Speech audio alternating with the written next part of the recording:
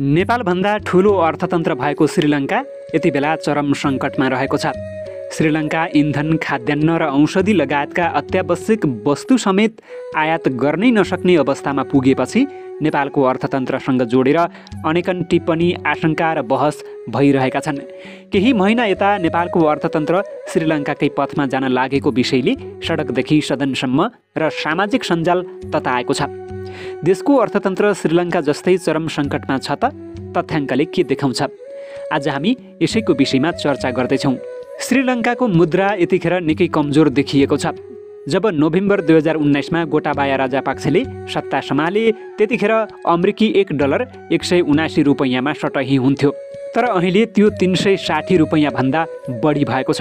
उसो त अमेरिकन डलरको तुलनामा नेपाली मुद्रा पनि दिन प्रतिदिन कमजोर बन्दै गइरहेको छ।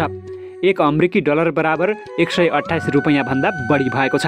अर्थविद डाक्टर दिलनाथ दङ्गाल नेपालको अर्थतन्त्र बिग्रदै गएको तर श्रीलङ्काकै हालतमा नरहेको भन्दै सतर्क भने हुनुपर्ने बताउँछन्। 2 वर्ष अघि श्रीलङ्काको हालत पनि यस्तै थियो। श्रीलङ्काले विशेष सावधानी नअपनाउँदा अहिले सङ्कटको भुमरीमा रुमल्लिरहेको छ। श्रीलङ्का अहिले सन् 1948मा बेलायतबाट स्वतन्त्र भए यताकै सबैभन्दा गम्भीर आर्थिक सङ्कटसँग जुधिरहेको छ। विदेशी मुद्रामा श्रीलङ्का र नेपालको अवस्था। नेपाल राष्ट्र बैङ्कका अनुसार मुलुकसँग अहिले 11 खर्ब 76 अर्ब रुपैयाँ विदेशी विनिमय सञ्चित रहेको छ। 2078 असार मसान्तमा 13 खर्ब 69 अर्ब 3 करोड रुपैयाँ बराबर विदेशी विनिमय सञ्चित थियो। त्यसयता 2079 जेठसम्म आइपुग्दा 15.9%ले विदेशी मुद्रा सञ्चितमा कमी आइसकेको छ। श्रीलङ्कामा हाल देखिएको समस्याको प्रमुख कारण पनि विदेशी मुद्रा अभाव नै हो। पछिल्लो समय नेपालमा पनि विदेशी मुद्राको सञ्चित घट्दै गएको नेपाल राष्ट्र बैङ्कको तथ्याङ्कले देखाउँछ। तर गत वैशाखको तुलनामा जेठमा पनि विदेशी मुद्रा सञ्चित झन्डै 30 अर्बले बढेको छ। नेपालसँग अहिले भएको विदेशी मुद्राले 7.53 महिनाको वस्तु आयात र 6.73 महिनाको वस्तु तथा सेवा आयात धान्न पुग्ने देखिन्छ। तर श्रीलङ्कासँग विदेशी मुद्रा रित्तिसकेको छ। नेपालको अर्थतन्त्रको महत्त्वपूर्ण औजारको रूपमा रहेको रेमिट्यान्स 9 खर्ब 4 अर्ब 18 करोड रुपैयाँ भित्रिएको छ। अघिल्लो वर्षको तुलनामा 3.8% को वृद्धि हो। रेमिट्यान्स घटेको छैन तर वृद्धि दरमा भने सङ्कुचन आएको देखिन्छ। सन् 2016मा विश्वमा सबैभन्दा बढी रेमिट्यान्समा निर्भर मुलुकको सूचीमा नेपाल थियो।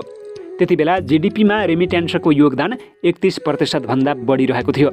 अहिले जीडीपीमा रेमिट्यान्सको योगदान 24% को हाराहारीमा रहेको छ। डिप्रेसन बढ्दै गए विदेशी मुद्रा सञ्चितको चाप घट्दै जाने गर्छ। अहिले मुलुकमा ठूलो परिणाममा हुन्डी मार्फत रेमिट्यान्स भित्रने गरेको अनुमान केन्द्रीय बैङ्कको रहेको छ। तर श्रीलङ्काको रेमिट्यान्स तीव्र गतिमा ओह्रालो लागेको छ।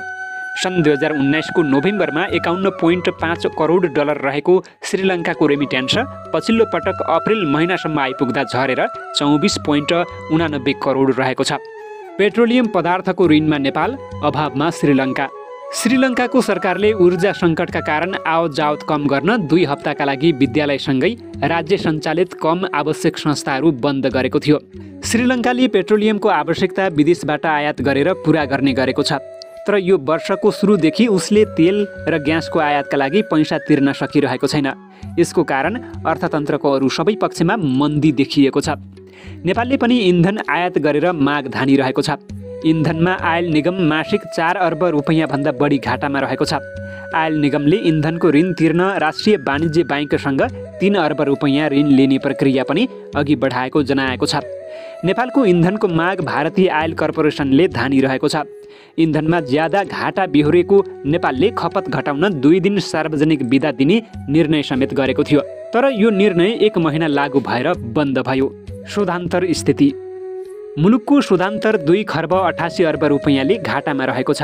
कुनै पनि देशको अर्थतन्त्रको स्वास्थ्य स्थिर छ कि छैन भनेर नाप्ने प्रमुख औजार समेत रहेको भुक्तानी सन्तुलन समेत भनेर चिनिने शोधान्तर स्थिति 2 खर्ब 79 अर्बले घाटामा रहेको छ। आयात ज्यादा हुने देशमा शोधान्तर स्थिति घाटामै हुने गरेको छ। नेपालको वार्षिक बजेटभन्दा बढी आयात। नेपालको अर्थतन्त्र आयातमुखी हो। यहाँको आयातको ग्राफ वार्षिक बजेटभन्दा ठुलो रहेको छ। गत वर्ष सरकारले 16 खर्बको बजेट ल्याएको थियो। तर मध्यावधि समीक्षा मार्फत त्यसलाई 15 खर्बमा झारियो। यसै वर्ष 11 महिनामै 18 खर्बभन्दा बढीको वस्तु तथा सेवा आयात भइसकेको भन्सार विभागको तथ्याङ्क रहेको छ। असार 1 महिनाको आयात थप हुँदा यो वर्ष झन्डै 20 खर्ब आयात हुने आङ्कलन विज्ञले गरेका छन्। देशको व्यापार घाटा 25%ले वृद्धि भएको छ। आयातको तुलनामा निर्यात ज्यादै न्यून रहेको छ। निर्यात 2 खर्ब पनि पुगेको छैन। आर्थिक वर्ष 2077-78मा नेपालमा वार्षिक 14 खर्बभन्दा बढी वस्तु तथा सेवा आयात भएको तथ्याङ्क भन्सार विभागसँग रहेको छ।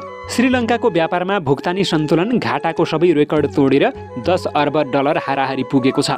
पुँजीगत खर्चको अवस्था आर्थिक वर्ष 2078-79मा 57.23% पुँजीगत खर्च भएको छ।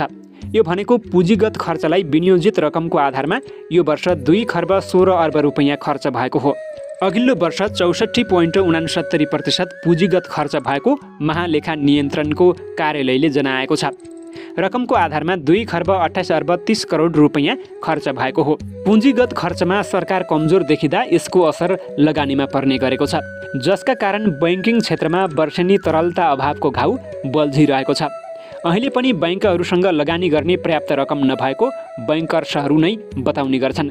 यसले आर्थिक गतिविधिमा सङ्कुचन ल्याउने विज्ञहरूले बताइरहेका छन्।